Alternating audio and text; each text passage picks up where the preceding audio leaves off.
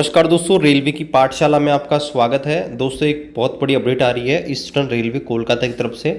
दोस्तों यहाँ पर बहुत सारे छात्रों को मेडिकल में अनफिट कर दिया गया है और ऐसे में इनको मौका दिया गया है कि वो रीमेडिकल अपील कर सकते हैं। और अगर यहाँ पर देखिए रीमेडिकल अपील अगर इनकी मान ली जाती है तो यहाँ पर रीमेडिकल होगा और अगर उनमें फिट हो जाते हैं तो इन्हें पोस्ट यहाँ पर अलॉट होगी। लेकिन अगर ये यहाँ पर रीमेडिकल नहीं करवाते हैं या मान लीजिए रीमेडिकल में ये अनफिट वापस हो जाते हैं तो ऐसे में ये सारी सीटें यहाँ पर वैकेंट रहेंगी और इन वैकेंट सीटों को दोस्तों सेकंड डीवी थर्ड डीवी के माध्यम से भरा जाना चाहिए।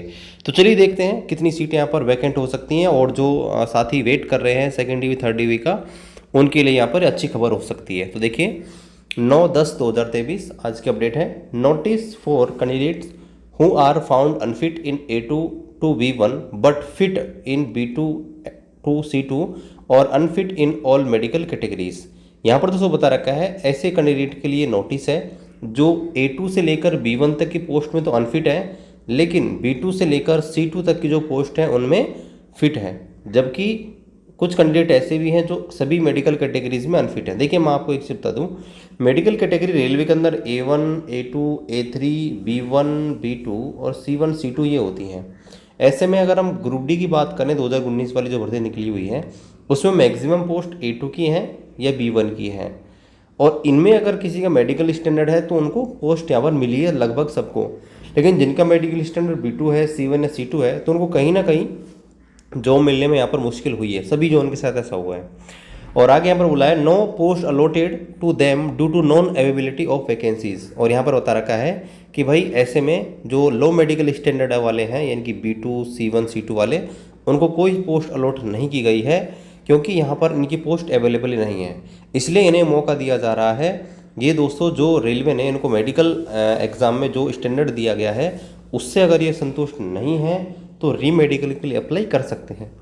तो देखिए यहाँ पर दोस्तों बता रखा है कि सेंट्रलाइज नोटिफिकेशन RRC 01/2019 के तहत ईस्टर्न रेलवे कोलकाता ने जो भी कैंडिडेट थे उनका डीवी लिया। उसके बाद यहाँ पर हावड़ा, शियालदा, मालदा, अंसोल डिवीज़न जो और इस वाला आपका ये जो है यहाँ पर आपका जो है मेडिकल एग्ज़ाम लिया। और इनमें कुछ कैंडिडेट हैं जो A2 B1 जो कैटेगरी हैं उनमें दोस्तों यहाँ पर फिट हैं, उनमें अनफिट है, जबकि वो B2 से लेकर C2 तक में फिट है। तो ऐसे में इनको पोस्ट नहीं दी जा सकती है। और ऐसे में आप देख सकते हैं ये एक बहुत लंबी लिस्ट है दोस्तों। यहाँ पर आप देखेंगे तो यहाँ पर 242 यानी कि 242 जो कैंडिडेट हैं वो दोस्तों मेडिकल में अनफिट हुए हैं। अब इन्हें मौका दिया गया है कि वो यहाँ पर मेडिकल अपील कर सकते हैं। अगर यहाँ पर अपील एक्सेप्ट होती है और ये रीमेडिकल के लिए जाते हैं फिर भी दोस्तों बहुत कम चांसेस होते हैं कि ये वापस से फिट हो जाएं, क्योंकि रेलवे पहले ही अपना जो मेडिकल होता है बहुत अच्छे तरीके से करता है। लेकिन फिर भी अगर कुछ केसेस हो जाते हैं जिनमें कुछ दिक्कत होती है तो फिर यहाँ पर कुछ चांसेस होते हैं। बाकी आप मान के चलिए 200 के आसपास सीटें तो यहाँ पर ये खाली रहेंगी। इसके अलावा जो कैंडिडेट यहाँ पर एब्सेंट हो गए या रेलवे को छोड़ के चले गए तो ऐसे में जो सीटें वैकेंट रह जाती हैं उनको फिर मेरिट को डाउन करके यहाँ पर भरा जाता है। तो अभी देखिए ये जो कैंडिडेट हैं इनको यहाँ पर बोला गया है कि वो दोस्तों अपील कर सकते हैं। 1 महीने का टाइम दिया गया है।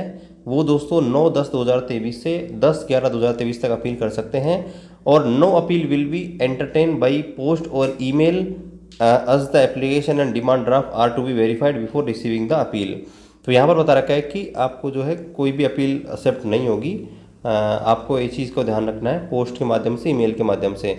यहाँ पर जो आपको बता रखा है, if the above mentioned candidate is not satisfied with the medical fitness report and wish to appeal re medical examination, such candidate can submit his appeal per provision. Railway board का नंबर ये जो है इसके तहत वो appeal कर सकते हैं अगर वो इससे संतुष्ट नहीं है तो।